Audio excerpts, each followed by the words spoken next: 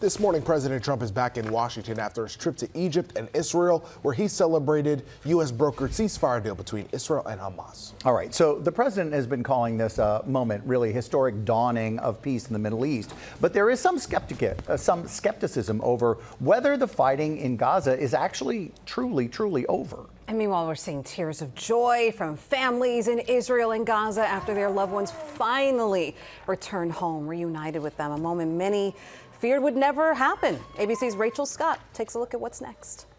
Charlene, Pedro, and Sam, well, this was definitely a monumental achievement for President Trump, brokering a ceasefire deal that led to the release of all remaining living hostages in Israel. But as the president touched down here at the White House, the focus quickly turned to what comes next, which could be the biggest challenge of all, trying to secure lasting peace in the region.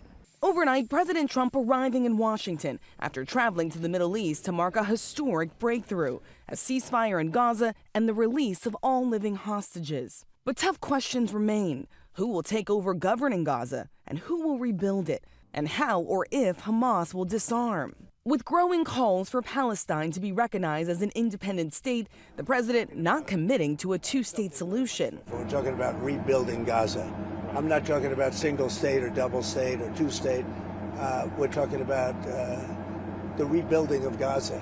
President Trump wrapped up his visit to the Middle East in Egypt, where more than 20 world leaders were awaiting his arrival. The rebuilding is maybe going to be the easiest part. I think we've done a lot of the hardest part because the rest comes together. 2 years after the war began, President Trump also on the ground in Israel, greeted with a standing ovation by Israel's parliament, at times chanting his name, some even wearing the president's signature red hat, calling him the Peace President.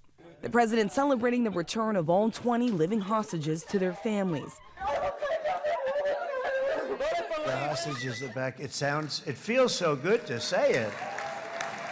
And then turning to the future of the region after 2 years of war, calling it a historic dawn for the Middle East. This is not only the end of a war. This is the end of an age of terror and death and the beginning of the age of faith and hope and of God.